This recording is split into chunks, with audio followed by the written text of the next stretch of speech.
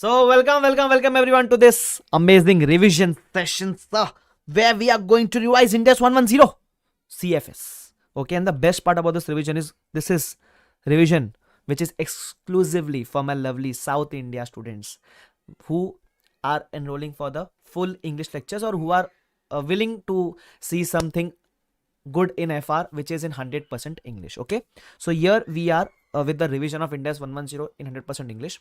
Acha, do remember here we will revise the concepts along with the questions. Wow, sir. Okay, so beautiful, so elegant, just looking like a wow, sir. Very good. So we'll do this part. Also, before starting, if you have already enrolled for the lecture, good to go. We already have the notes. Just keep the notes with you. If you haven't enrolled, if you wish to enroll, you can enroll my lectures on bbvirtuals.com. They are available. Okay. Apart from this, I will share the board notes, whatever I write on board, on the Telegram channel. You can download the board notes and join the Telegram channel. Okay. Link is in the description. And if you are watching this revision, if you found this helpful, then subscribe. Okay.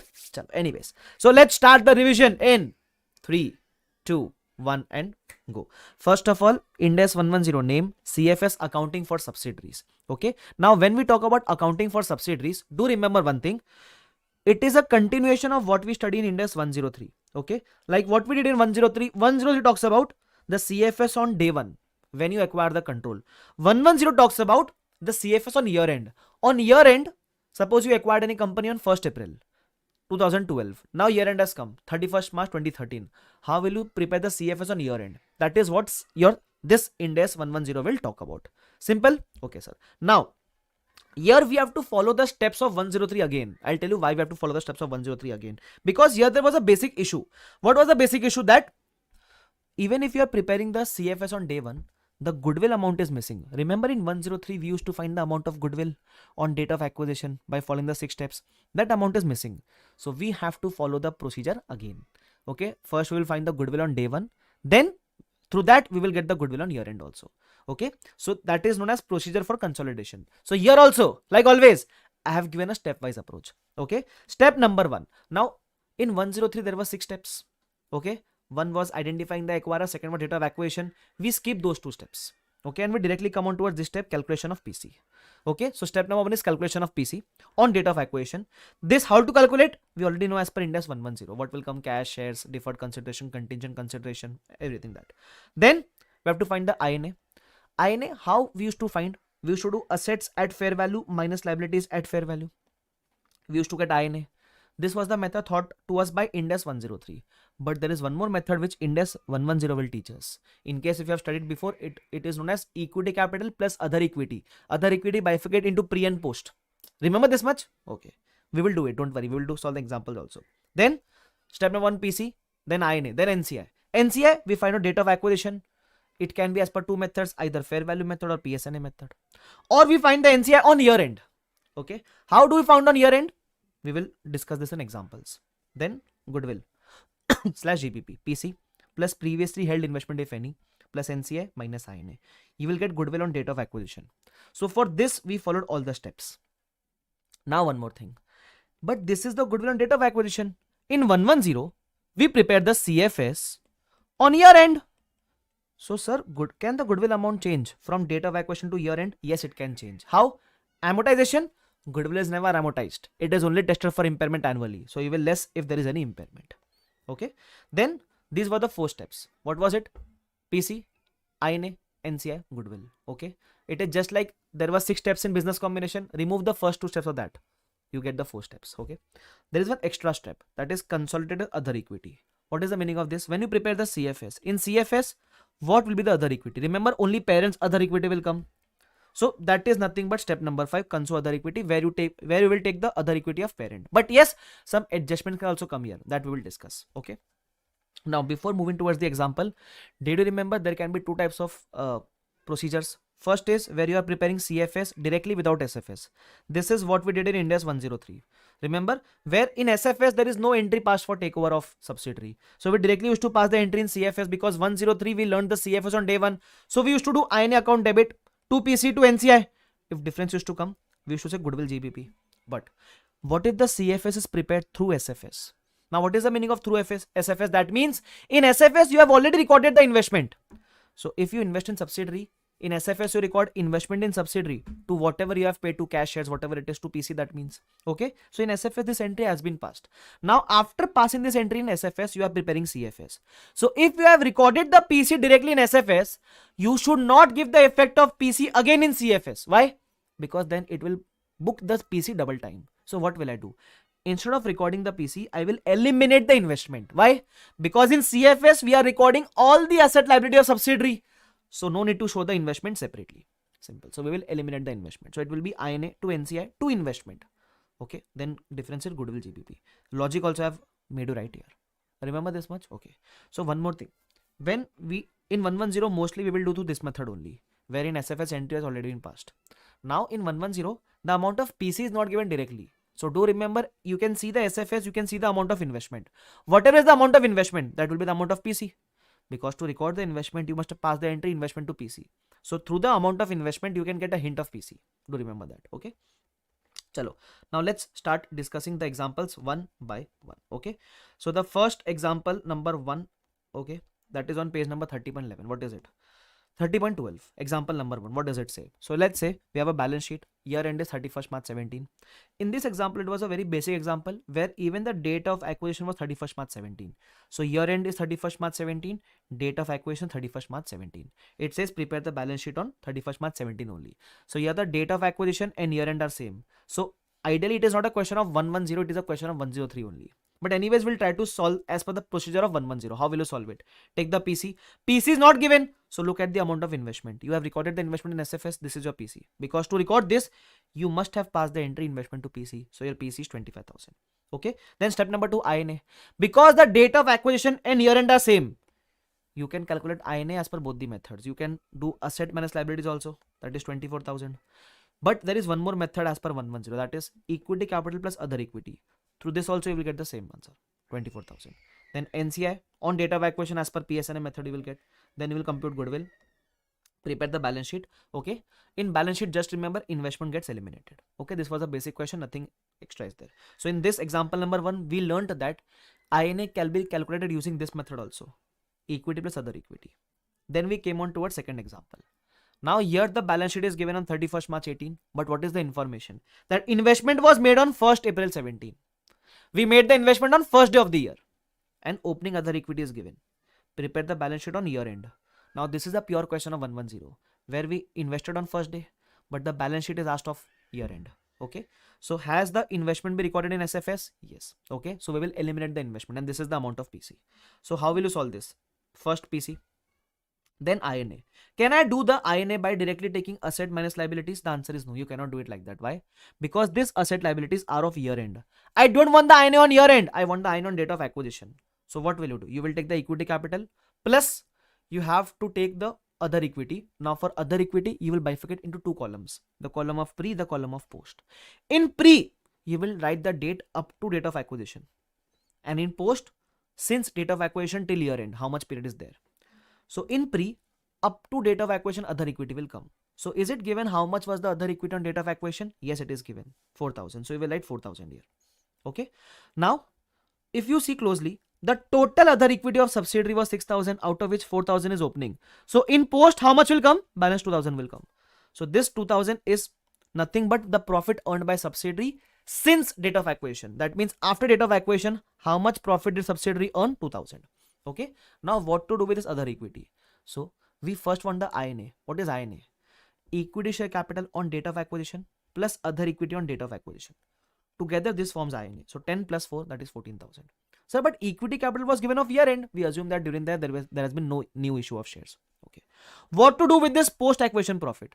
This will get bifurcated between 2 parties, parent and NCI, in the ratio of stake. Simple. Parent's profit, parent will add in the respective reserves. NCI profit, NCI will add in the year end balance. So then we find NCI. NCI on date of acquisition, NCI on year end. So why do we need to do NCIs?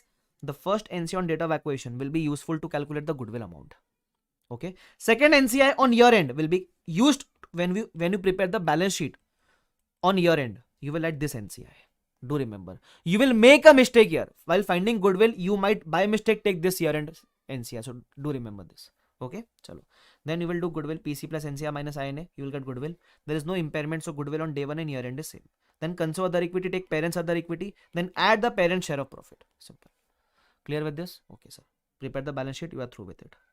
Then we come on towards example number 3. What is there in example number 3? Only one part is different. That date of investment is 1st October 17. That means you have invested between the year. But the issue is, so that means PC first step is same. Now come to ends, INA. In INA, you will add equity capital, that will remain the same. Other equity will take pre and post. In pre, it will come to date of acquisition. Date of acquisition was 1/10/17. Okay, but the issue is the opening balance is given of 1/4/17 only. Okay, you acquired the company on 1/4/17, so they have given the opening of 1/4/17, but we don't need the balance of 1/4/17, we need the balance of 1/10/17. Okay, in post only 6 months will come because you acquired on 1/10/17, so post period will be after date of acquisition till year end. Only 6 months will come, but here when you take 2000, this is the profit of 12 months. That means in pre, the balance should be of extra 6 months. Instead of 1/4, it should be till 1/10. And in post, instead of 12 months, profit should be only of 6 months. So there is something which we know as time adjustment. We do it. Okay. In time adjustment, take the profit of post and take the number of months. That is 6 months. From first day till date of acquisition, there is 6 months, right? 6 months. So take post profit into 6/12. Whatever amount you get, you will reduce from post, you will add in pre. As soon as you add the 6 months profit in pre, opening plus the 6 months profit will give you the balance of 110. As soon as you reduce from post, from 12 months you reduce 6 months profit, the balance is only the remaining 6 months profit. Simple. This will become part of INA. This will bifurcate between parent and NCI. So this is what we learned in example number 3. Then we came towards example number 4. What is there? Sometimes it is there that in other equity, two bifurcation are given, retained earnings and other reserves. Okay, and sometimes it says that the balance of other reserves is missing. Opening of other reserve is not given. When the opening of other reserve is not given, just remember to assume whatever is the closing will be same as opening. That means everything will come in pre, nothing will come in post for other reserves. So what about retained earnings? Normally it is given, but in case of retained earnings, what we will assume? We will assume that opening is 0. Whatever you earned was in post. Okay, but this case won't arise in exams. I feel it will be always be given. Anyways, then example number 5 will come. Example number 5 has one of the most important adjustment, that is dividend. How to account for the dividend, sir? It is very simple. Please have a look here now. Okay, now I can little speed up because now we have built that base. Dividend, who pays the dividend? Subsidiary pays the dividend. So when subsidiary pays, it books like an expense, and dividend is paid to parent and to NCI. They both book it like an income. This has happened in SFS. In CFS, you have to eliminate the effects of dividend. How will you do it? So subsidiary must have booked expense previously. Now it has to reverse the expense. So it will add back in other equity. Okay. In subsidiary reserve, we will add it back to reverse it.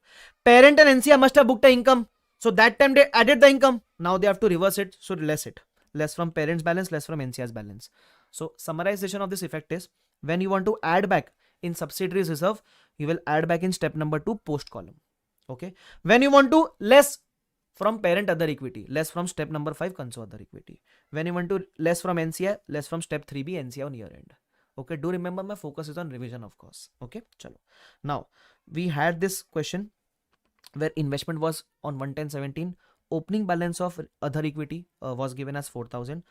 Then dividend was paid on 1/11/17. Do remember in Ind AS only dividend adjustment is there when it is paid after date of acquisition. Okay, don't say what if it is paid before date of acquisition, doesn't matter, that adjustment is not there in Ind AS. Okay, chalo. So subsidiary paid 10%. 10% of what? 10% of capital of subsidiary. So it will be 1,000. So what are the 3 effects? The first effect is that you will add back in post. So this effect of dividend will come before time adjustment. Okay, do remember. So we'll add back in post.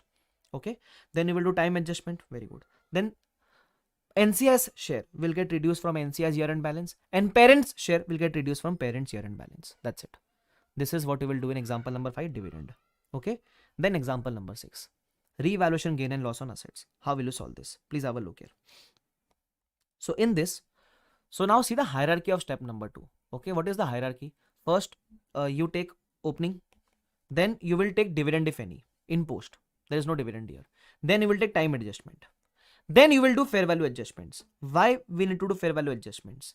When you take the capital and other equity of subsidiary, it is only considering the book value of asset liabilities. But sometimes we take over at fair value.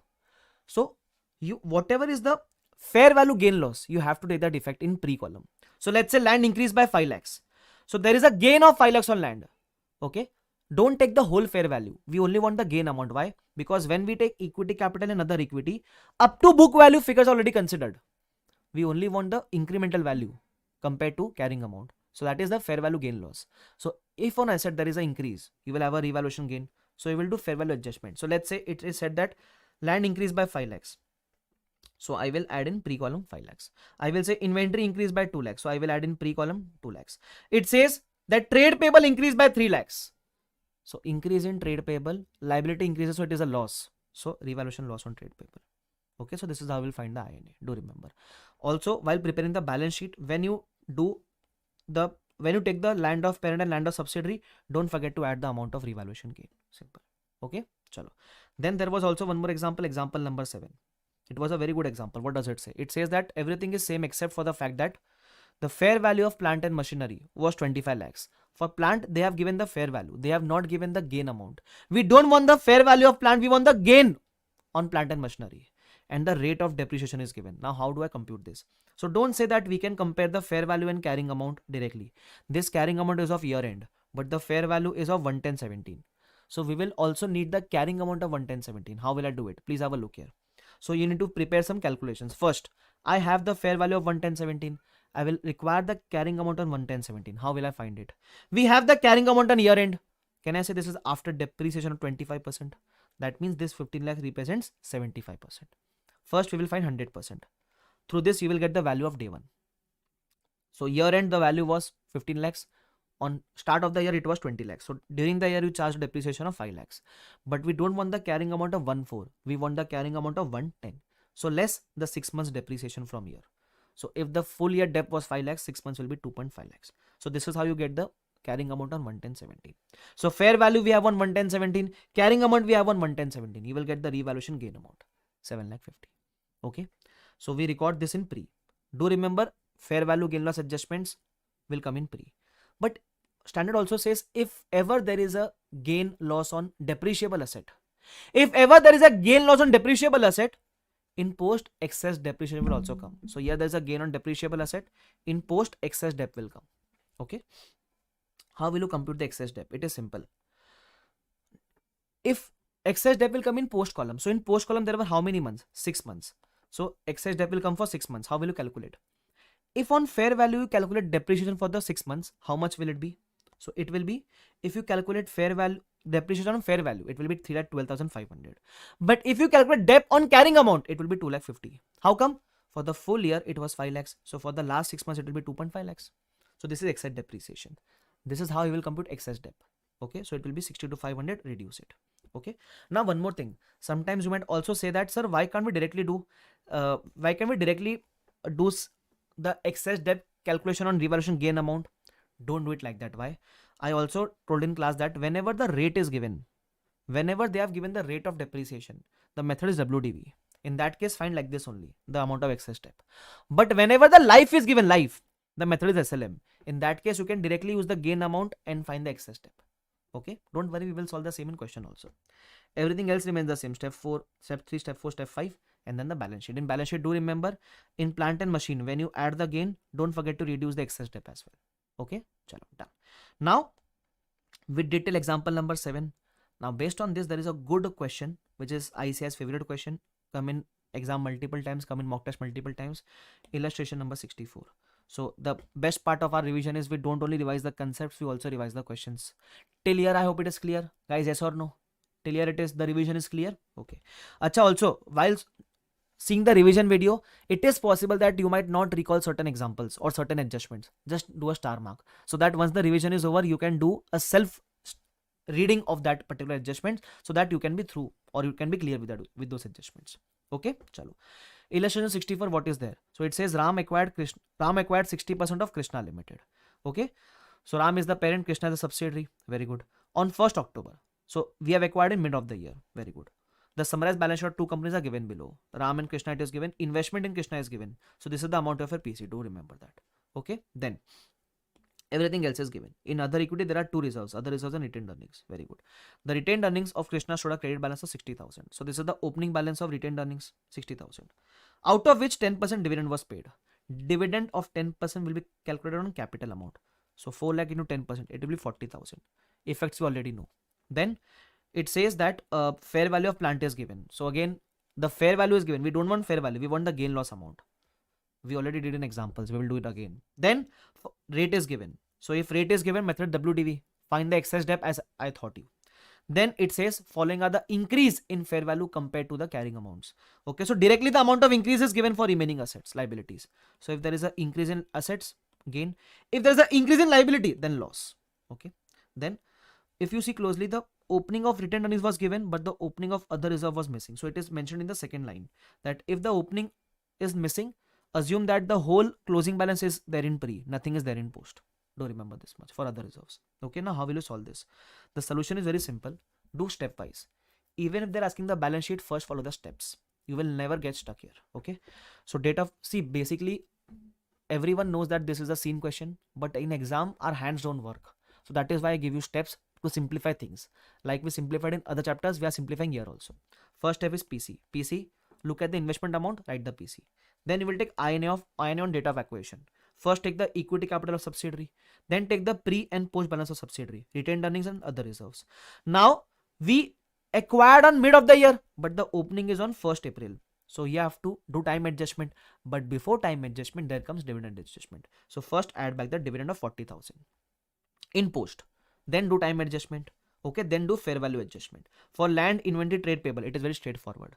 But for plant and machinery, you have to find it. How will you find? Fair value on 110 is given. Compare this with the carrying amount on 110. How will you find it? Reverse calculate. Year-end carrying amount is given, that is after debt, so 90%. Reverse it, you will get the day one's balance less 6 months debt. You will get the carrying amount on mid of the year. You get the gain of 1,15,000 recorded here. Because this gain is on a depreciable asset, excess debt will also come. Okay, excess debt, because rate is given, find debt on fair value, find debt on carrying amount, you will get the excess debt. Simple. Okay, so what will happen with this 6,57,000 will become a part of INA. What will happen with the 67? It will bifurcate between parent and NCI and the ratio of stake. Okay, then you will get NCI on day one as per PSNA, NCI on year end. Take opening plus post. Don't forget to less the dividend of subsidiary, NCI's share. Okay, goodwill GPP will be there. PC plus NCI minus INA. You will get goodwill on date of acquisition. But we have to see impairment also. There is no impairment here. So goodwill on date of acquisition will be same as goodwill on year end. Okay, then we will get step number 5, console other equity. It is very straightforward and simple. Is this clear to everyone? Write parents other equity, write post, add the post profit, and don't forget to reduce the dividend from subsidiary parents share. While preparing the balance sheet, don't forget to take the effects of fair value adjustments, effect of excess debt. Don't forget this. This is something which you will forget. Okay, so do remember this part. Okay, chalo. So this was your illustration 64. There is one more question which is a very good question, that is question number 4 of our question bank, that is MTP RTP past exam section, question number 4, that is on page number 30.70. Okay, now let's see what is given here. On 1st April, it says A acquired 80% of S. So A is the parent, S is the subsidiary. On acquisition date, capital reserves are given. So directly the date of acquisition, reserves and capital are given. So there will be no time adjustment here. Why? Because you are acquiring on the first day, and on that day only they have given the capital reserves balance. Okay, then now comes the twist. PC is given, information for PC is given. We are not seeing the PC by looking at the investment amount. We will have to calculate the PC here because it is given. So cash 10 lakhs was paid. We gave shares of 2 lakhs, nominal value 1 rupee, market price 1.8. We will issue at market price. Then there was some deferred consideration also after 3 years. So we will take at present value in PC. Now comes the most important line of this question. The shares and deferred consideration have not yet been recorded by A Limited. So there are 3 forms of PC: cash, shares, deferred. So they are saying shares and deferred have not yet been recorded by A. That means in SFS, you have only considered the effect of cash. You have not considered the effect of shares and deferred consideration. So if you have not considered the effect in SFS, we will have to directly consider the effect in CFS. So in CFS, you will eliminate the investment, but you will also have to record the PC, which you gave shares and deferred consideration. Do remember. Apart from this, on date of acquisition, fair value of plant exceeded by 2 lakhs. So gain on plant is given directly. Useful life is 5 years. Because life is given, method is SLM. So excess debt you can directly calculate on the gain amount. Okay, chalo. Goodwill is impaired by 2,58,000. Good adjustment, we will do it. Then NCI is given as per fair value method. Do remember this much. Okay, chalo. Then balance sheet is asked on 31st March 19. Now the important part here is we have acquired on 1st April 17. Balance sheet was asked for 31st March 19. That means in post there is not 1 year, there is 2 years. Okay, so pre and post 2 years are there. Okay, do remember. Chalo. Now how do I solve this? Again, follow the steps. Step number 1, PC you cannot calculate by seeing the investment amount because it was partially recorded. So we will calculate PC in cash, shares, deferred. Okay, do remember cash impact is already there in SFS, so no need to give the effect again in CFS, but shares and deferred, if it was not there, we will give the effect. Calculate the IN. It is simple. Take the pre-amount is directly given, balance will be in post. Okay, dividend not there, time adjustment not required because we acquired on the first day. Fair value adjustment only one is there, that is plant, and because it is a depreciable asset, excess debt will be reduced. You will get INA, you will get post balance. Do remember 325 is not the INA. INA is capital plus other equity. Most of you will make the mistake of taking only 325 as INA. 325 plus the capital of subsidiary will form part of INA. So it will be 825,000. Then in post 95,000 is there. So bifurcate into parent and NCI and the ratio of stake. NCI is as per fair value. And year end you will say add post acquisition, dividend not there. This we will talk about later. Then goodwill will come. PC plus NCI minus INA, you will get goodwill. Now because NCI was at fair value, remember if NCI is at fair value, goodwill is full. If NCI is at PSNA, goodwill is partial. What does it indicate? If it is a full goodwill, goodwill belongs to parent and NCI both. Okay. So if goodwill belongs to parent and NCI both, and if there is an impairment in this goodwill, both will bear the impairment loss. So if there is an impairment, the loss will have two effects. First, it will reduce the amount of goodwill. Second, this loss will be borne by parent and NCI and the ratio of stake. So parent stake was 80%, NCI stake was 20%. So 80% loss parent will bear. So parent's reserve will reduce. And 20% loss NCI will bear. So NCI's year-end balance will also reduce. So do remember this. So if you can see here, NCI's year-end balance reduced. And for parent, we will reduce the consolidated other equity. So parent's reserves also reduced. Okay. Then while preparing the balance sheet, do remember, apart from the normal asset liabilities, we also have to take the effect of two PCs, that is shares and deferred. How will I take the effect in shares? So 1 rupee was face value, 0.8 was premium. So 2 lakh will come in face value, 1.6 lakh will come in premium. So whatever is the face value will get added in capital. Whatever is the premium will get added in other equity. So I will add in step number 5 directly. Okay. So I added here premium and I added here face value. Simple. Now, apart from this, there was also deferred consideration. Deferred consideration was 3,75,000. But you cannot take 3,75,000 value in deferred. Why? This value was as per 1,417. You know, in deferred consideration, we do unwinding. We are preparing the balance sheet on 31st March 19. So we also want the deferred of 31st March 19. So do the unwinding for 2 years. So when you do the unwinding for 2 years, you get the value of 453,750. So in deferred, you will take the value of 453,750. Also, because you have unwinding for 2 years, it is an expense for you. So because of expense, your reserves also reduce. So in consolidated other equity, you will reduce the unwinding effect. 78,750. So this is also a very important adjustment which you need to remember. So basically this question is over, but there were 3 adjustments in this question. First, shares impact which we took in CFS of PC. Deferred consideration impact which we took in CFS. And goodwill impairment full allocated between both parent and NCI. So summary also I have given in the question for your easiness. Acha, one more thing. What if goodwill was partial? If the goodwill is partial, then impairment, then partial means goodwill only belongs to parent. If goodwill is partial, then impairment loss will be allocated only to the parent. Simple. Okay guys, clear? Chalo. Then we did illustration number 44 that you can refer. It is a very simple question. Okay.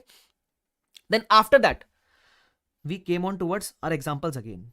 There was example number 8, which says that continuing with example 6 and 7, only the tax rate is given. If this 4-5 words are given, that tax rate is this much, one extra effect will come, that is deferred tax. How will you calculate deferred tax? I gave you a shortcut. See, everything remains the same. Only one extra thing will come. Whenever there is a gain, there will be DTL. Whenever there is a gain, there will be DTL. Whenever there is a loss, there will be DTA. That means if your gain is a positive amount, your deferred tax will be a negative amount. This is a shortcut which I am giving. Logically, we have discussed it here. Because let's say logically, if the land has a carrying amount higher than 5 lakhs, higher by 5 lakhs. So your carrying amount will be higher by 5 lakhs compared to tax base. Okay. So if carrying amount is higher, tax base is lower. We want to reduce the carrying amount towards tax base. So reduce the asset, create a liability. Simple. So this is logical. But in exam, you can do shortcut. Okay. So gain on land is 5 lakhs. So there will be DTL. Gain, DTL. Loss, DTA. Gain, DTL. And if there is a gain on plant, we also do excess debt. So excess debt is a negative figure. So deferred tax will be reversed, positive figure. So if you don't remember, just remember If it is a positive figure, deferred tax is a negative amount. If it is a negative amount, deferred tax is a positive amount. Simple. Okay, this is one thing. Also, when you're preparing the balance sheet, all the DTA details will be netted off and presented as a separate line item. Okay, to remember. Then example number 9. Again, a very good example. It talks about what if it is mentioned in the question that assume inventories were sold at year end and also assume trade payable or settled at year end. If it says this, what to do? So let's say, continue with the example, we booked a gain on inventory and we booked a detail on inventory. If it says assume inventory was sold on year end, whatever you did for inventory in pre, just do the opposite in post. So if you booked a gain on inventory, reverse that gain in post. If you booked a DTL on inventory, reverse that DTL on post. Why? Because if the inventory is sold on year end, that means if the inventory does not exist, so the gain loss which you booked in pre does not exist in post. So just reverse it. Okay, chalo. Same applies for trade payable. Whatever you did for trade payable in pre, just reverse the same in post. Okay. Acha, you will do this only when this line is mentioned. If nothing is mentioned, just book the gain loss in pre, do nothing in post. Like in illustration number 64, Ramkrishna Limited, we booked a gain in pre for inventory and loss for trade payables, but we never reversed in post because nothing was mentioned. Okay. If it is specifically given inventory sold or any liability settled, then only reverse. Otherwise, don't do it. Simple. Clear? Okay. Acha, one more thing. Don't say that, sir, if the inventory of subsidiary sold, then the inventory in CFS will be 0. Inventory in CFS will not be 0. Why? Inventory which was there on date of acquisition has been sold. Subsidiary might have acquired some new set of inventories after date of acquisition, so it can remain. So basically, don't apply extra logic by saying inventory should be 0. No, inventory which was there on date of acquisition has been sold. Anyways, also when you prepare the balance sheet, when you take the gain, also reverse the gain again. So let's say you booked a gain on 2 lakhs of inventory, but that gain has been reversed now. So you will add 2 lakhs less 2 lakhs. Basically in balance sheet you will do this. Okay. And also I have mentioned this. If question specifically mention that inventory was sold, then only reverse everything in post. If nothing is mentioned, assume that no reversal will happen in post. Now based on this, we also did questions 65, 66, 67. What were there in those questions? Come. We will revise that part. Where is it? Here it is. 65, 66, 67. So basically the important question is 67 only, but these three are interlinked. So we will do it together. First 65. It says we acquired 100% on 31st March 12 and the balance sheet is also given 31st March 12 and they have asked the CFS of 31st March 12 only. That is, here the year end and date of acquisition are same. Okay, so how will you solve this? Here ideally it is a question of 103, not 110. Why? Because year end and date of acquisition is same. Okay, so we acquired 100%, PC paid was 6,000 lakhs. Okay, so how will you solve this? You will add the PC 100%, INA of orange. Now because date of acquisition and year end is same, you can directly calculate the INA. Doing asset at fair value minus liabilities, whatever it is. Okay, you will get 4,700. You can also do with the method of 110. You can take the equity capital, take the other equity, everything will come in pre only and do the fair value adjustments. Fair value adjustment will come on 2 items, building and inventories. Okay, do remember. Chalo. So we got the INA same. NCI will be nil. Goodwill will be simple PC plus NCI minus INA. We'll get the goodwill. Console other equity only parent. Prepare the balance sheet and homework simple. Then there was illustration number 66, I guess. One second. Did I make a mistake? Yeah. Then there was illustration number 66. Okay. In 66, what is there specifically? Only one part is different, that in 66 we have paid the PC not for 100% but for 75%. Rest everything is same. So your PC is for 75% is 4,500 and your NCI will also come. Rest everything is same. Okay, this was 66, nothing else is there. Now let's come to 67. That is the important part. Here the story has moved 1 year ahead. We acquired on 31st March 12. Now they are talking about 31st March 13. Okay, so what is happening on 31st March 13? We have to see. So now this becomes a pure question of 110. Okay, how will I solve this? Let's see. So what are the adjustments? First, profit and loss is given. Okay. Then goodwill impairment is given 98. Then for building, you got the gain in pre-column. They are saying that the life of building is 20 years. So here excess debt will come in post. In previous question did not come. Why? Because the period was not there in post. Here there is 1 year in post now because we have moved 1 year ahead. Apart from this, because the life is given of inventories, you can directly calculate the excess type. Also, all the inventory held by Orange on 31st March 12, that is the inventory on date of acquisition, was sold. If inventory was sold, whatever you do in pre, you have to reverse in post. Okay, so how will you solve this 67? It is very simple. Take the PC 4500, then INA. Now the issue with this question is it is interlinked with 65 66. So the data of pre you will have to copy from 65 and 66. Okay, so equity capital I guess we had of 2000. Then we have other equity. Pre post also will come. Pre 2300 we got from the previous question. How will you get the amount of post? So to calculate the amount of post, two methods are there. Total was 2850. Out of this is in pre, so balance in post. Or current year profit loss is also given. So if this is given, then subsidiary during the current year earned 550. So everything will come in post 550. Because you acquired on the last day of the year, directly the other equity of that is available. So there is no time adjustment, no dividend available. Fair value adjustment, we had a gain on PP. How did we get to know about this gain? We saw from previous questions, of course. Then there was excess debt of 15. Just reverse that part. Okay. Then we also booked a gain on inventory. We have to reverse it in post. Why? Because the inventory has been sold. Rest everything is simple. NCI is there, goodwill is there. But here NCI we calculate as per PSNA method. We don't have NCI as per fair value. So one more important part. The goodwill you get is impaired. So if there is goodwill impairment, now the goodwill is as per partial goodwill. So if it is a partial goodwill, will NCI and parent both bear the loss? The answer is no. Only parent will bear the loss. Do remember this. Remember in question number 4 we did, there was NCI as per fair value. So goodwill was full. So both parties are bearing the losses, parent and NCI. Here the goodwill is partial. So only parent will bear the loss. Okay, do remember. So only parent's reserve will reduce. Then everything else is same. Just prepare the balance sheet. Balance sheet is something which you should practice again and again multiple times, at least in the question which I'm marking or which I'm revising with you, so that you will gain that confidence also.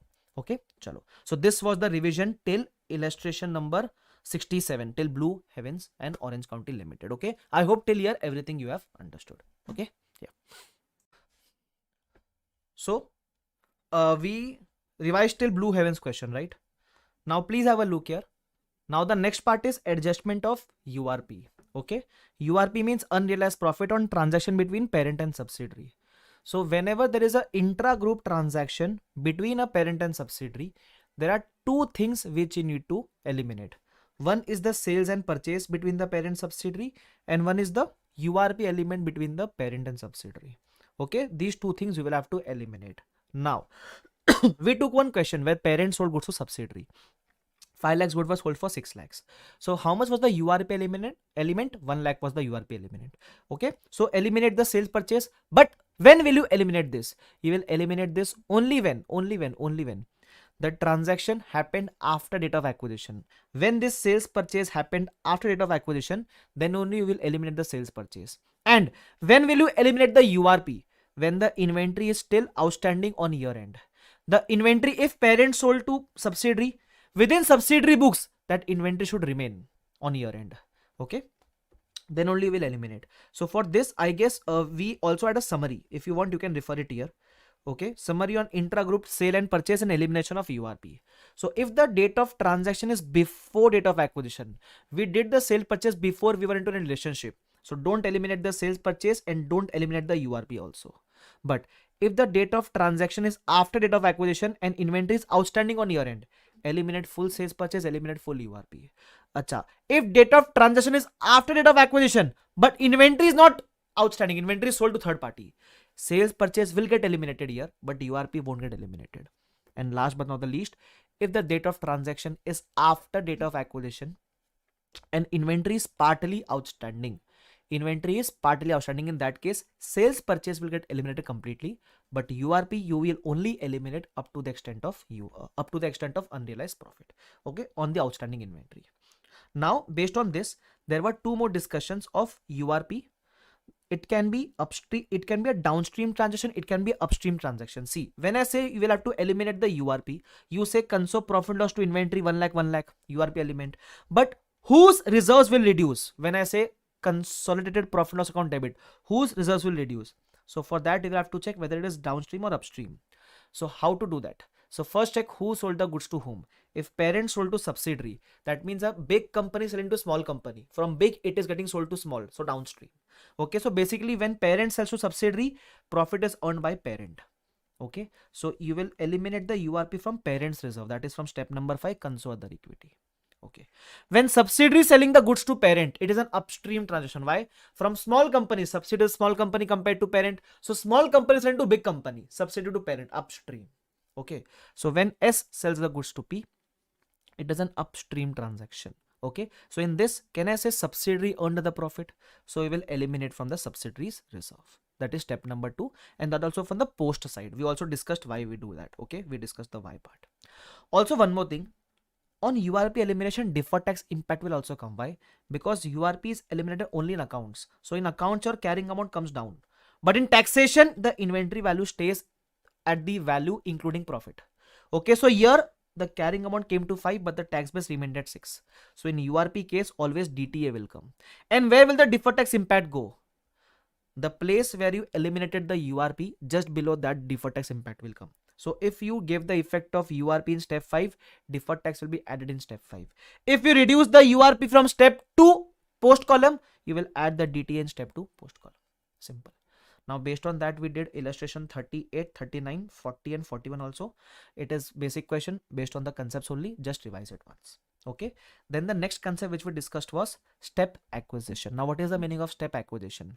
So there are two cases here. Let's say in the first case you had 15% stake. Then you acquired another 60% stake. So here you gained control in the second stake. Okay. So this accounting we already discussed in 103. So this previous 15% is known as previously held investment. So you will follow the 6 steps of business combination from the second date, that is 1st April 13. Okay, and this previous 15% will be treated like a previously held investment and taken at fair value on date of acquisition. But here is the new case where you had already 70%, you acquired 10% extra. You already had 70%, so you already had control, you gained 10% extra. So here you will not follow the 6 steps or recompute the goodwill. No, you will not do any such thing. But what will do then? If my stake was 70%, can I say NCI stake was 30%? Now, if I acquire 10% extra, my stake increases and NCI stake reduces. So my stake will go on to become 80%, but NCI stake will reduce by 10% and go on to become 20%. So basically what will happen here is only NCI will reduce. Only NCI will reduce. So how will you give the effect? Because you are acquiring 10% extra, you will credit the cash bank because cash is going out. Also, because NCI is reducing, you will debit the NCI proportionately. You will debit the NCI proportionately. Why? To reduce the NCI, you have to debit it. Difference goes to console other equity. Why? Because if NCI is an equity item, if any equity item increases or reduces, the difference goes in console other equity. This is step acquisition. We have so many questions also based on this, but this is the basic concept. Okay. Apart from that, next point is disposal of shares in subsidiary. Now, what is the meaning of disposal? First case, disposal means sale. So you had 70% stake. You sold it 10%. You still have 60%. Can I say before also you had control? Now also you have control. So by selling this small stake, it is not resulting in loss of control. So we will say disposal without loss of control. So what we'll do? If my stake reduces, NCI stake increases. So record the NCI. So 2 NCI, debit the cash bank because you're selling it. So you will receive cash. So cash bank debit, 2 NCI, difference goes in console other equity. Why console other equity? Same reason, because NCI is an item of equity. Any difference in NCI will go in console other equity. But second case is crucial. Let's say you dispose the shares of subsidiary and it results in loss of control. How come? You had 80%, so NCI was 20%. Now you sold a 70% stake. So your stake was only 10% now. So can I say control is gone? So if control is gone, remove everything which belongs to the subsidiary. So one by one, remove everything. Remove the INA of subsidiary, remove the NCI of subsidiary, remove the goodwill / GBP of subsidiary. Okay, subsidiaries only this was recorded, we removed it. Apart from that, because we are selling 70%, we will receive the money also for 70%, so cash bank account debit. Now, what about the 10% stake which you still have? It will be recorded like a investment retained. Okay, so you will do that. So like this, on a debit side also you have 100%, on a credit side also you have 100%. Again, I'll repeat, remove the INA, remove the NCI, remove goodwill GBP. Okay, because you are selling, you will receive the money, so debit cash bank. What about this retained stake? You will record this like a investment retained at fair value. difference goes in loss of disposal. Okay, do remember this. That's it, nothing else is done. Do remember this step acquisition and disposal. These are the concept. Main clarity we will get once we do the questions. Okay, so are you comfortable with the revision till here, till disposal of shares? So let's continue. We have done till disposal of shares, right? The concept of disposal of shares is done. Now, if you can see, we have one question, illustration number 29. Just give it a read. Okay, we will try to revise all the important or tricky questions. The ones which are very direct questions, you can just give it a read. Okay. Acha, come to illustration number 34 of our notes. So if you see this question, what was there in this question? Let's see. It says that XYZ purchased 80% in ABC. So XYZ is the parent, ABC is a subsidiary. For PC is 140 lakhs. Then subsidiaries, capital and profit loss balance is given. Normally we use this to compute the INA. Okay, through that method which we learn in IND AS 110. But if you read the question wholly, the INA is also directly given. So use a direct given INA. Anyways, during the year ABC means subsidiary earned a profit of 20,000. This is the post acquisition profit which gets distributed between parent and NCI. And it is said that and later on it declared a dividend of 30,000. The interpretation of later on is that the dividend is not paid in the current year because profit is earned in the current year. Okay, and then they use the word later on. That means the dividend has occurred in the next year. Do remember. So in current year, no effect of dividend will come. Okay. Then they are telling us to to find the value of NCI as per the fair value. And what is the fair value? It is on the same as per share basis of purchased interest. That means if you have paid 1,40,000 for 80%, using this ratio, you can find the fair value of NCI for 20%. Okay. Then INA fair value is given. What they have asked? They have asked the entry for dividend in SFS of parent whenever it is received. So they are asking the dividend in the SFS of parent whenever the parent receives it. That means are they asking the entry for current year of dividend? No. Whenever the parent receives, we need to pass an entry. What entry will the parent pass? For entry it is simple. Bank account debit to dividend income in SFS. And whatever is a dividend, 30,000 into the 80% belongs to parent. So record that 80%. Remember, we are not passing this entry in the current year. We are passing this entry in the next year whenever we receive the dividend as a parent. Okay. Then what else was asked? They have asked to compute the NCI as per fair value method. How do I compute the NCI as per fair value method on day one? They are telling us to use the same ratio of purchased interest. We purchased 80% for 1,40,000. What will be the value for 20%? Simple. Okay. Then they have also asked the NCI on year end. So take the opening of day one of NCI. Then add the post share of NCI. Subsidiary earned 20,000 now. So 20% belongs to NCI. So add that. Okay, we added it. Then will I subtract the dividend?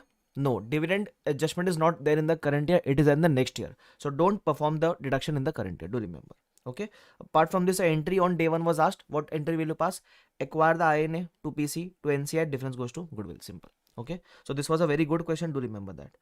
There is an alternative case also discussed in 35, which is linked to 34. It is said calculate the NCI. Calculate the NCI using which method? Using PSNA method. So it is simple. Instead of finding the fair value of NCI, you will find the NCI using PSNA. So what will be the difference here? So your INA was 1,50,000, no? So your NCI will be 1,15,000 to 20%. Simple. Rest everything remains the same. Okay. Then what else is there apart from these questions? See, question revision is something which is very important, I feel. Okay. So do practice all of them. I am going to revise the major questions, but small questions like these which are there, just practice them once at least. Okay. Okay. Now we come towards illustration number 45. It's also simple. You can come towards illustration number 47. We can go through once. Okay. What is there in 47? Please have a look here. So let's say, for example, we acquire 10% additional shares of its 70% subsidiary. So we had 70% and we acquired 10% extra. Okay. So we already had control. So will I compute the 6 steps again? Will I solve all the 6 steps again? The answer is no. When you already had control, this extra 10% only has one effect. NCI will reduce and your stake will increase. Simple, right? What entry will you pass? Because you are purchasing, so you will say to cash bank. Because you will reduce the NCI, you will say NCI account debit. And difference goes to consolidated equity as discussed. Because NCI is an item of equity. If it reduces or increases, the difference goes to consolidated equity. Simple. Now, how much have you paid for that 10%? 2,600. So cash bank 2,600. Okay. How much NCI will reduce? It will reduce proportionately. 30% NCI is 6,600. So how much will be 10%? It will be cross multiplied. 2,200 it will come. So NCI will reduce by 2200. Difference comes on debit side, transfer to console other equity. Simple. This is how we will solve it. See, it is given here also as well. Are you getting my point? That also asked one thing that will the goodwill change? Of course, goodwill will not change, because when control is not changing, goodwill will also not change. Okay, do remember that part. Acha, one more thing. Whenever such type of small questions are there, don't forget to write the concepts in 1 or 2 lines. Okay, quote your concepts in your own words in 1 or 2 lines. Okay, do remember that. Acha, one more good question is there. Illustration number 48. We acquire 70%. Okay, when the fair value of net asset was 200, profit made was 100. Then we acquired another 10%. So again the same case where we had control, now we are acquiring 10% extra. So what will happen? We will give out some money and our NCI will reduce because my stake is increasing. Okay, we are acquiring 10% for 32 lakhs. The proportionate carrying amount of NCI is 30 lakhs. So they have given the adjustment. Okay, now how will this affect the SFS and CFS? So in SFS, you purchase 10% or you purchase 100%. In SFS, it is just like purchasing an investment. So in SFS, your investment increases and your cash reduces. So the entry in your SFS is something like this: investment to cash bank. Simple. Okay. So your investment increases and cash reduces. Balance sheet tallies. B's SFS will have no impact. What about group's CFS? In group, instead of doing 2 cash bank, because you have already done 2 cash bank in SFS, in CFS instead eliminate the investment. So NCI account debit to investment. Of course, balance if goes to console other equity. Now what will be the adjustment? This investment which gets created because of SFS will get eliminated here. Okay. Cash balance, you write the revised cash balance because in SFS cash reduced. So CFS also reduced cash balance will come. Apart from that, your NCI reduces and the difference of other equity was on debit side. So your other equity in CFS will also reduce. So just prepare this balance sheet if it is asked. Okay. That's it. Nothing else is there. Chalo. So a very simple question you can say. Okay. Nothing substantial here. Now, illustration number 49 is also there, I guess. Yes, illustration number 49. What is there in this question? Please have a look here. Amla purchases 100% subsidiary for 10 lakhs. Okay. When the net asset was 8 lakhs. Very good. Parent sold 40% investment. So we had 100%. That means NCI was 0. Now I am selling 40%. So my stake will remain 60. Can I say this is without loss of control? I still have control. This is without loss of control. I still have control, right? Okay. Now, if you see, if my stake is reducing, whose stake will increase? Can I say NCI's stake will increase? It is as simple as that. Whose stake will increase? NCI's stake will increase. So increase the NCI stake, guys. Okay. So what entry will you pass? You are selling. So you will get cash bank here. Your NCI will increase. Okay. And difference goes to console other equity. Chalo. So we sold for 9 lakhs. We will get 9 lakhs money. Parent still maintains a controlling interest. Carrying value of subsidiaries net asset is 2 lakh, including net asset of 16 lakhs and goodwill of 2 lakhs. Calculate gain loss of interest in subsidiary, but this gain loss we calculate in CFS and SFS both. Okay. Chalo, how will I solve it? Please have a look here. So how much money I will receive, that is given, but we have to record the NCI 40%. At what value will I record the NCI? So see, I just prepare a simple chart. Previously, subsidiary had only one holder, 100% parent, NCI was 0%. Okay. Now subsidiary has 2 holders, 60% parent, 40% NCI. Can I say NCI is there in this subsidiary only? So whatever is the value of subsidiary, 40% will be the value of NCI. Simple. So how much is the value of subsidiary? If you take the INA plus goodwill, that will give you the fair value of subsidiary. In this subsidiary only we have 40% NCI, right? So you can take 18 lakhs ka 40%. That will give you 7.2 lakhs. Okay, so NCI will be recorded as 7.2 lakhs. Because NCI is increasing or reducing, difference gets transferred to other equity. Simple. Okay, so this is what is happening in CFS. Do remember a very important calculation of NCI. Then what about SFS? Do remember the logic of SFS and CFS is completely different. In SFS, you had acquired, you just see what was the carrying amount of your investment. So you had acquired the 100% investment for 10 lakhs. That means the cost of investment was 10 lakhs. Okay, assuming the investment stayed at cost only, you sold 40% of it. Now what will you do? Whenever anything goes out of a balance sheet, it goes out at carrying amount. So 40% investment will go out at carrying amount. You have sold for 9 lakhs, so record the 9 lakhs. Difference goes to profit and loss. This is the realized profit in SFS, so record in profit and loss. Simple. Okay, and I have given a note also. In disposal, the logic of SFS and CFS is completely different. Okay, one more thing. If you are watching the video on YouTube, I am uploading the board notes on my Telegram channel. You can download it. Okay, chalo. Let's proceed. Then 49 done. 50 is relatively very simple. 52 we will do later on. Then there is 53. Okay. So again a good question. 53. What is happening in 53? Please have a look here. Okay. So in March 11, a group had 60% interest in subsidiary. If I have 60%, can I say 40% was NCI? With share capital of 50,000 ordinary shares. That means subsidiary had 50,000 shares outstanding, out of which 60% was held by parent and 40% was held by NCI. Simple.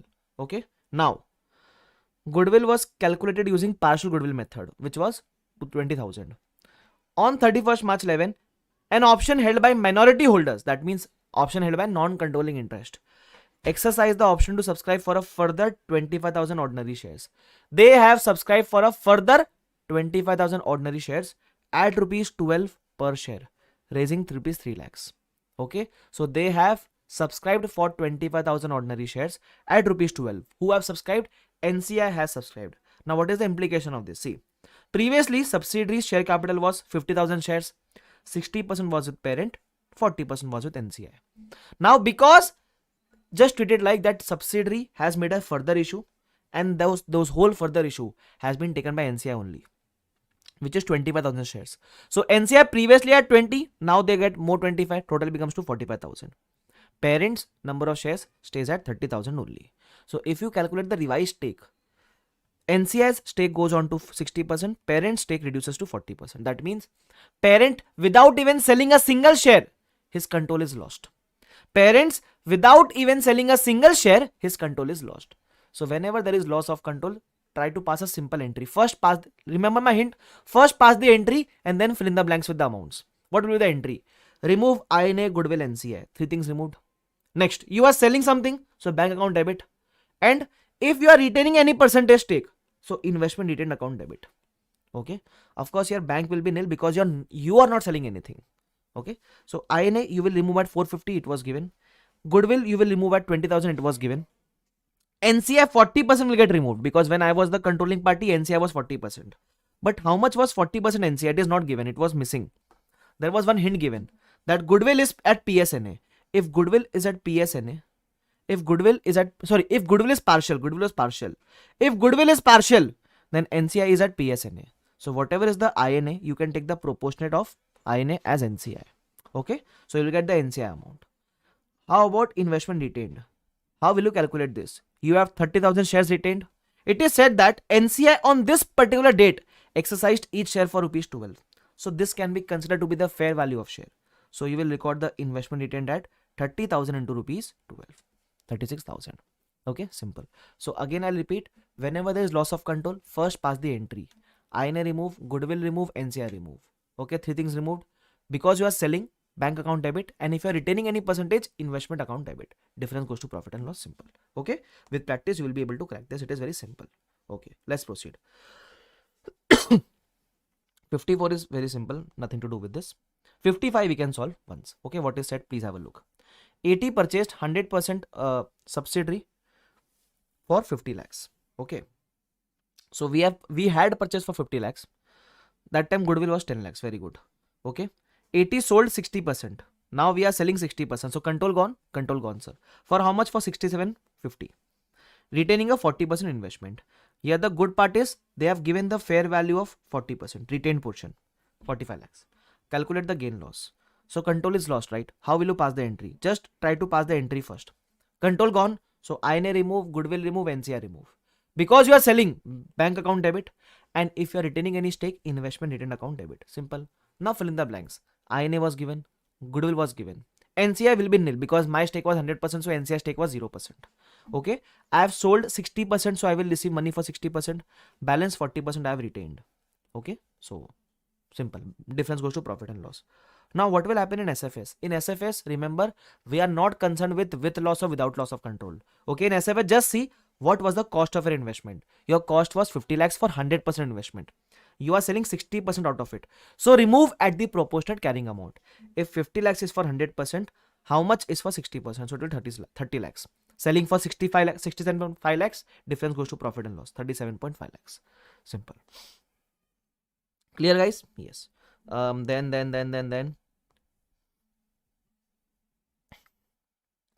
Then you can come towards, see, these big questions we have already done.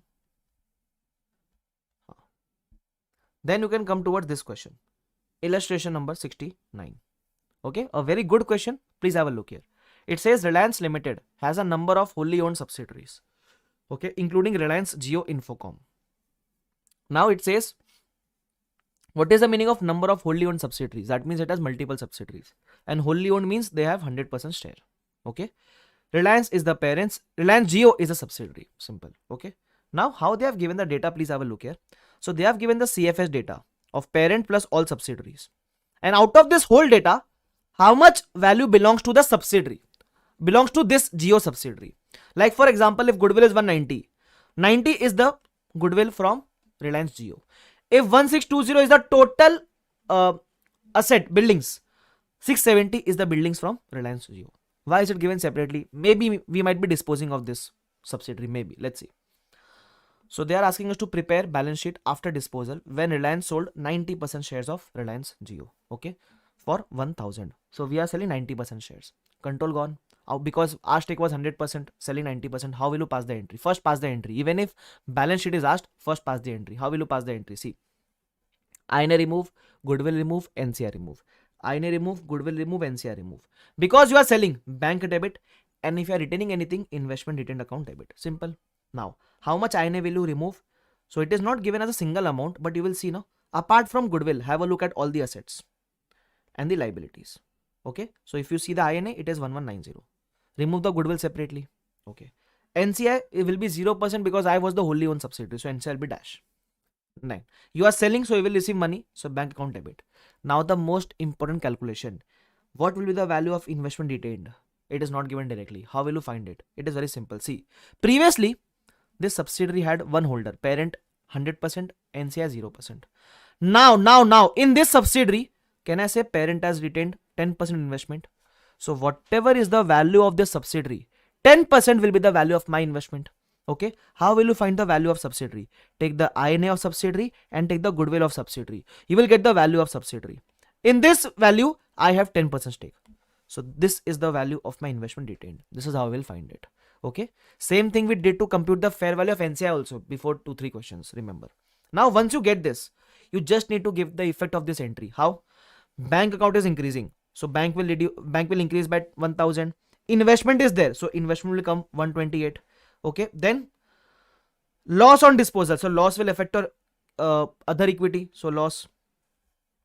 Then INA is getting removed. So whatever assets were there of this subsidiary, remove it. Just remove it. So let's say goodwill was 190. This 90 will go out. 100 will remain. Buildings were 1620. This 670 will go out. 950 will remain. It is as simple as that. And then just tally the entry. It will tally at 3, 6, 7, 8. Simple. Clear? Okay, sir. Great job. So, now illustration number 70. Okay. What is there in this question? Again, a very, very, very good question. Okay. Let's have a look here. What does it say? It says Airtel Telecom owns 100% share capital of Airtel Infra. So Telecom becomes the parent, Infra becomes subsidiary. On 1st April 11, Telecom acquired a building from Infra. Here the parent is acquiring from subsidiary. Basically, subsidiary is selling to parent, in other words. Okay. So who has earned the profit? Subsidiary has earned the profit. We will eliminate it in CFS. Anyways. Airtel Infra had purchased the building from third party on 1st April 10 for 10,25,000. I will just give you a summary of this question. What is happening? So first, on 1st April 10, Infra is the subsidiary. Subsidiary purchases himself. Okay. At 10,25,000. When the life was this, RV was this. Subsidiary uses this for 1 year. Subsidiary uses this for 1 year. Then after 1 year, subsidiary sells this to parent at 11 lakhs. Okay. So when subsidiary sells it, in SFS, subsidiary will book some profit. Okay. And after selling, parent is using for the another year. Okay. Now see, entry has been asked in 3 financials. One is the individual financials of subsidiary. One is the individual financials of parent. And one is the CFS of parent. Okay, what will subsidiary do in the individual FS? So whenever subsidiary purchases, he will pass an entry for purchase asset to cash bank. Then subsidiary himself uses for 1 year. So depreciate for 1 year. Value is given, life is given, RV is given. Find the depreciation. After depreciation, a carrying amount comes to 10 lakhs. Now on the immediate next day, subsidiary sold to parent. Okay, so subsidiary will say, I am receiving money. PP goes out to carrying amount and difference goes in profit and loss. So this profit subsidiary booked, but in individual statements. In CFS, we will eliminate this later on. Okay, let's see. Then what will parent do? Parent purchased for 11 lakhs. So that 11 lakhs becomes the cost of parent. PP to cash back. Then next is parent will use for 1 year. So depreciation to PP. Cost minus the RV divided by the number of years of life. Okay, simple. Now comes the CFS. What will I do in CFS? First immediate thing, as soon as you booked the profit in subsidiary, eliminate the same in CFS. Okay, so how to eliminate the profit? Debit the profit and loss, credit the asset. So profit is eliminated. That means in CFS, the asset which was worth 11 lakhs has now come down to 10 lakhs. Simple, after elimination of profit, because you are reducing the PP also. No? Okay, that means in CFS, you should depreciate on 10 lakhs. You should depreciate on this 10 lakhs. Should I charge the depreciation separately? No. In SFS, the debt has already been charged. So no need to charge in CFS, but just check whether it has been charged correctly or not. So if you calculate the depreciation on CFS, it should be charged on 10 lakhs. It is coming to 32,500. But in SFS, we have charged 37,500. Okay, that means in CFS, we need to reverse the extra 5,000 charged. Don't book the 32,500 again. We will say that out of 32,500, we have charged 37,500 already. Because we charged in SFS, the impact already came in CFS. So in CFS, just reverse this extra 5,000 charged. So entry for reversal is exact opposite of the normal entry. So normal entry is depreciation to PP. The reversal entry is PP to depreciation reversal. Simple. Okay, so in CFS, these two entries will come. Eliminate the URP, reverse the excess depreciation. Okay, chalo. So this was your illustration number 70. Very good question. Then we move towards one more concept, that is chain holding. Okay, chain holding. Now what is there in chain holding? Please have a look here. So basically here what happens is, there is one parent. He has a direct subsidiary. Okay, and this subsidiary has one more subsidiary.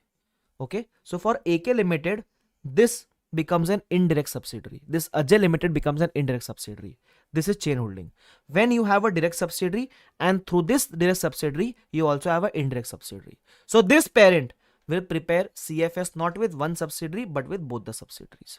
Okay, so it will prepare CFS with Mukku also and with Ajay also. Simple. This is the meaning of chain holding. Now, first important calculation here is finding the effective stake.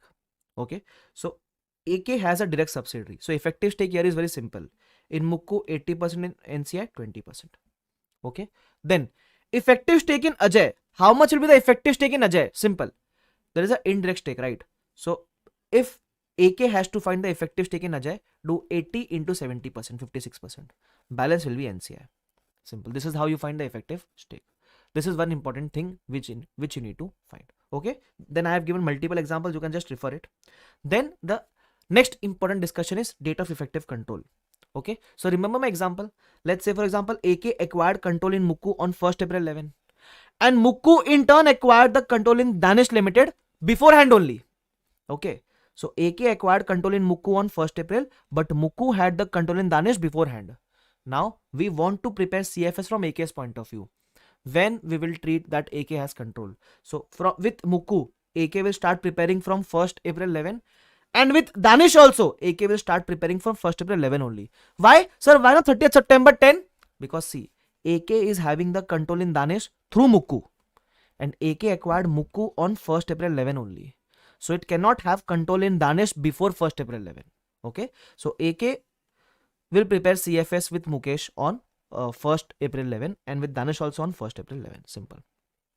Second case, if AK had control in Mukku on 1st April 11, but Mukku acquired Danish later on. So here AK's CFS with Mukku will start preparing from 1st April 11. But since Mukku on this date did not have the indirect control or this subsidiary, AK's control in this subsidiary will also come later on. That is on 1st October 11. Do remember that. Okay. Okay, then just to illustrate this, we have two illustrations. One is illustration number 52. Okay, so it is a very good question on chain holding. Let's have a look here. Okay, see, the chain holding solution is very simple. The only thing here is that CFS we were preparing previously only with one subsidiary. Here there will be two subsidiaries. Okay, prepare this consolidated balance sheet as on 31st March 12. P, S and SS. Their balance sheet on that date are given below. Okay, first P Limited has 80% in S Limited and 75% in SS Limited. Okay, this is given below. Do remember that. So this becomes a chain holding. Now data is given that P has acquired the investment in S. P has acquired the direct subsidiary for 340. This becomes the PC. And S acquired the SS for 280.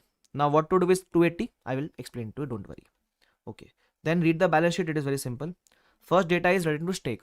P holds 80% and S holds 70% in SS. Okay, though both their holdings were acquired on 30th September. So both the controls came on 30th September only. Business profits are accrued evenly throughout the year. Okay, then the opening balance of reserves is given. For S, what is the opening balance of reserves? That means in case of S, 80 is in opening, so balance will be in post. Same year also. Okay, similarly it is given for SS. It is given for INA basically, step number 2, pre and post you can do.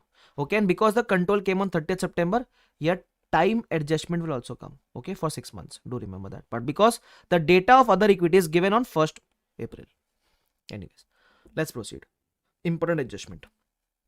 10 lakhs included in the inventory of S Limited is the inventory which has been purchased from SS Limited. In short, SS sold the inventory to S. Intercompany transaction eliminate the unrealized profit.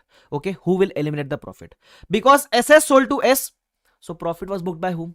Profit was booked by SS. So who will eliminate? We will eliminate from the post reserves of SS. From the post reserves of SS. How much? It is said that cost plus 25%. This 10 lakhs is the selling price, of course.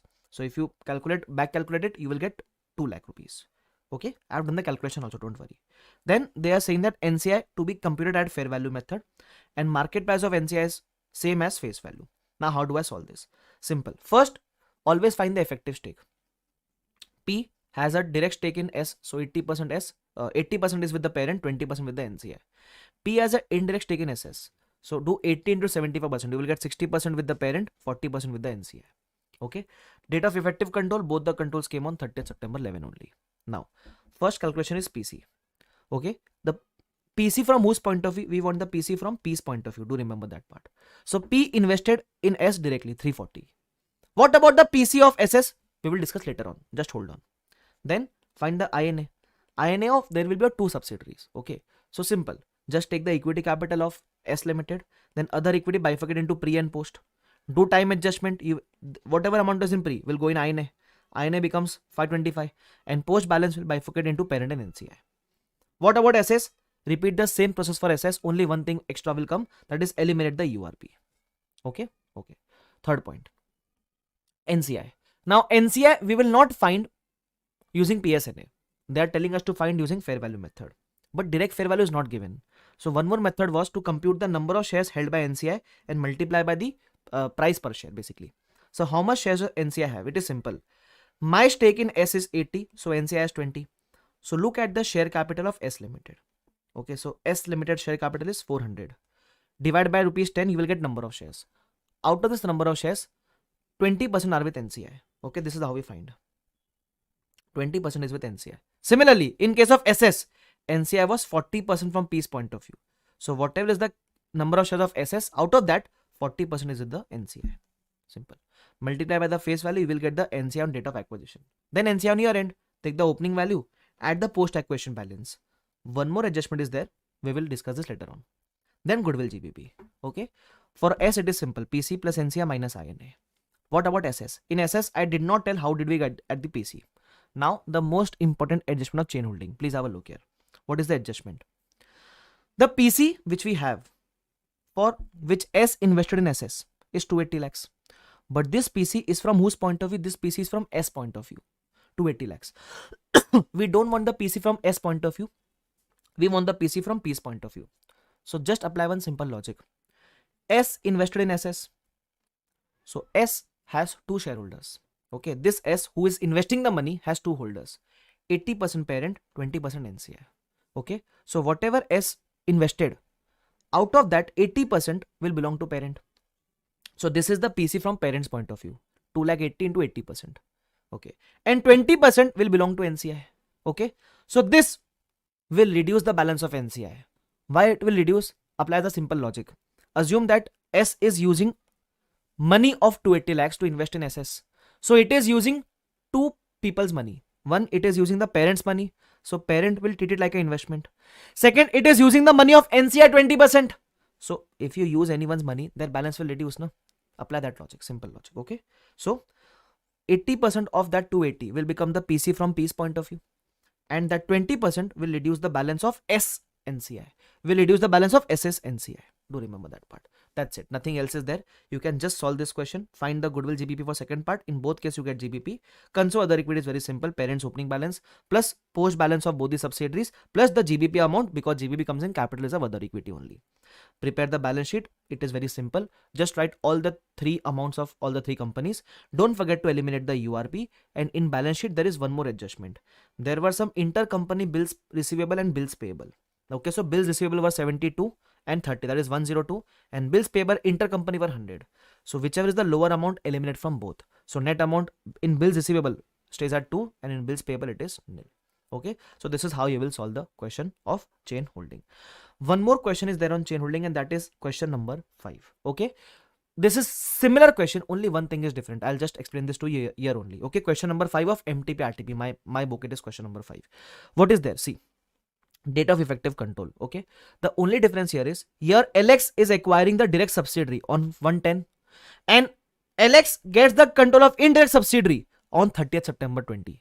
So here, because the direct subsidiary came on first day, here there will be no time adjustment, and here the indirect subsidiary came in mid of the year, so here there will come time adjustment. Only this part is different, everything else is the same.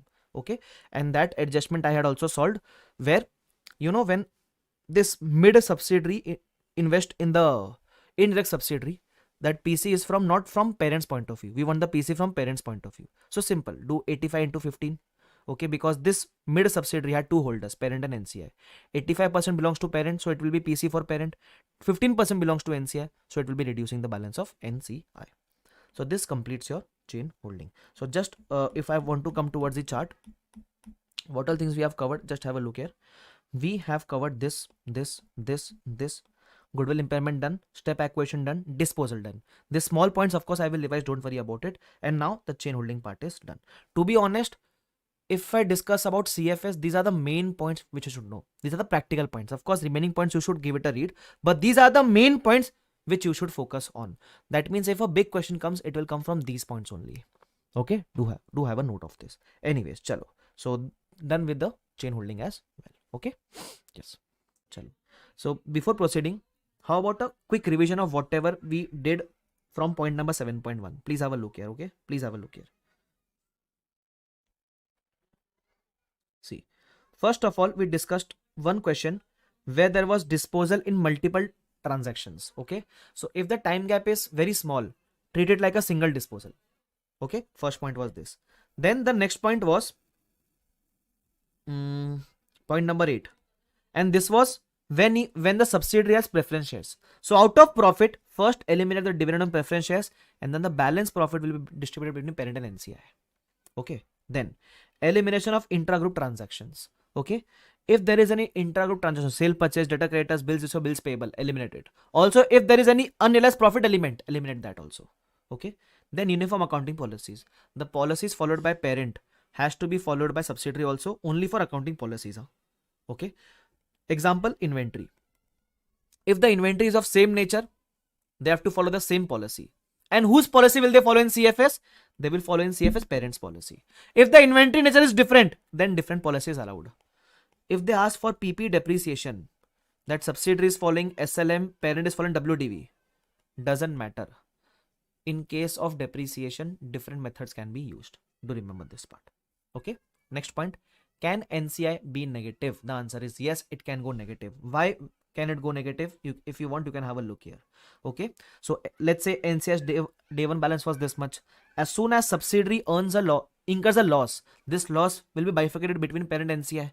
So if the loss bifurcated to NCI is more than the day one's balance, NCI can go negative. So let it go negative. Okay, don't restrict to zero, let it go negative. So there's one question also where subsidiary was incurring constant losses, so keep on what you can say, allocating the loss to NCI. At one point it will go negative, it is fine, okay, let it go negative. And then when the subsidiary earns profit, NCI later on can become positive as well. Okay, a simple question.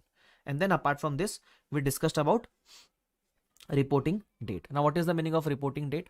Reporting date simply means that year end, the parent and subsidiaries year end can be different. If they are different and if the time gap is of less than 3 months, in that case we can use subsidiaries. Let's say for example, parent year ended on 31st March 12 and subsidiaries year ends on 31st December 11. So we can use the data of subsidiary as on 31st December 11 and ask the subsidiary to send 3 months additional data for the purpose of CFS, because CFS will be prepared at the parent's year end. But if the time gap is of more than 6 months, if the time gap is of more than 3 months, let's say time gap is 6 months, in that case we cannot use subsidiaries this financials of different year end. We will tell subsidiary that you have to send us a draft FS of the same year end as that of parent, okay, for the purpose of CFS. This is what we have discussed till now. Okay, clear with this? We are done till point number 12. Now let's resume from point number 13. Acquisition in subsidiary without consideration. What is the meaning of this? So in this case you acquire the control without any stake. Okay, so how to acquire the control? As discussed, we might acquire the control by way of contract. So in this case you have the control but your stake is 0% maybe. Will you prepare CFS? The answer is yes, because if you have control you have to prepare CFS. The only difference is in this case your stake will be 0 and NCI will be 100%.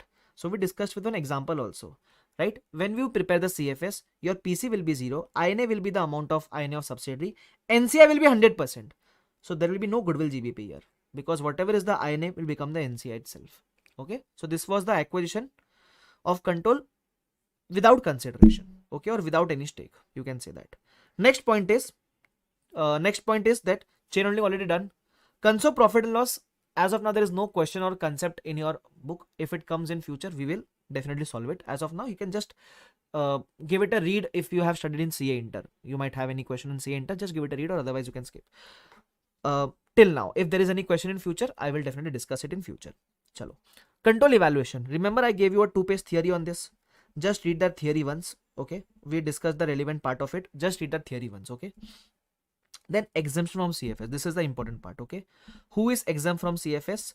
So there are two parties who are exempt from CFS. If you remember, one is the middle parent and one is the investment entity. What is the meaning of middle parent, sir? Remember chain holding, AK has a direct subsidiary and this direct subsidiary has one more subsidiary. So can I say AK will prepare CFS with both of them? But there is one more parent here, Mukku Limited, who is a parent of Ajay Limited. Mukku is exempt from CFS provided 4 conditions are met. First, Mukku is a wholly or partially owned subsidiary of another company. That means Mukku himself is a subsidiary of AK. Second, Mukku should not be listed. Third, Mukku should not be in the process of listing. And fourth, Mukku's ultimate parent is preparing CFS for public use. So Mukku's parent is AK. AK is preparing CFS for public use. Simple. Apart from this, the second company who is exempt is investment entity. So who is an investment entity? Who obtains funds from investors, who holds investments only for capital appreciation or investment income, because their motive is to just earn the return on investment. They are not willing to control any company. That is why they are exempt from CFS. And third thing, when they record the investment in SFS, they have to show all the investment in FVTPL. It is compulsory. Okay. So if let's say AK has investment in 4 companies, and if AK is an investment entity, it is exempt from CFS. But in SFS, he has to show all the investment in FVTPL. Okay. Achha, but there are 2 exceptions here. That means in the below 2 cases, CFS will have to be prepared. Okay. First case, if you are a mutual fund company or investment entity and you have a subsidiary who is also an investment entity, then you have to prepare CFS for this subsidiary. First thing. Second thing, if you are an investment entity, you have 4 subsidiaries, you are exempt. But let's say you are also a subsidiary of some other company. That means you also have a main parent, and this main parent is a normal company. It is not a investment entity. Let's say this AK is a investment entity which has 4 subsidiaries, but this AK has also one parent of MRU.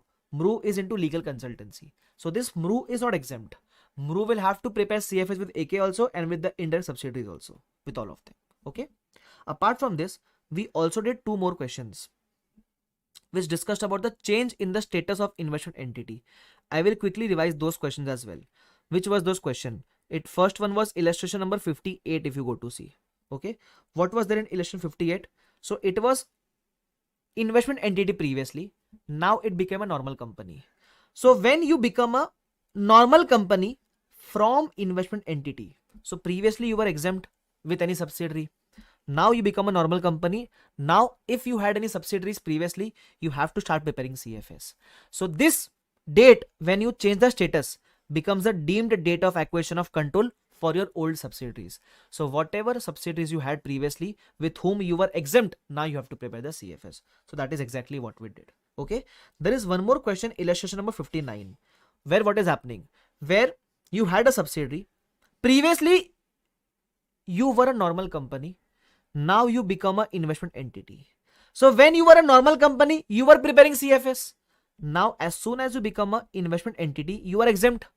That means you will have to stop. You can stop preparing CFS. So this date when you become the investment entity will be treated like deemed date of disposal of loss of control. So it is as good as you are selling the investment in subsidiary. So deemed date of disposal. So you will pass the entry for disposal, remove the INA, remove the goodwill, remove the NCI. Okay, debit bank, debit investment retained. The only difference is because my subsidiary was 100%, NCI will be 0. And because I'm not selling anything, I am stopping the CFS preparation because I changed the status of investment, change the status from normal company to investment entity. But here I'm not selling anything. So bank will also be 0. So whatever is retained will be your investment retained at fair value today. So whatever difference is there, transfer and gain loss. So what is the difference between 58 and 59? In 58, we were a investment entity.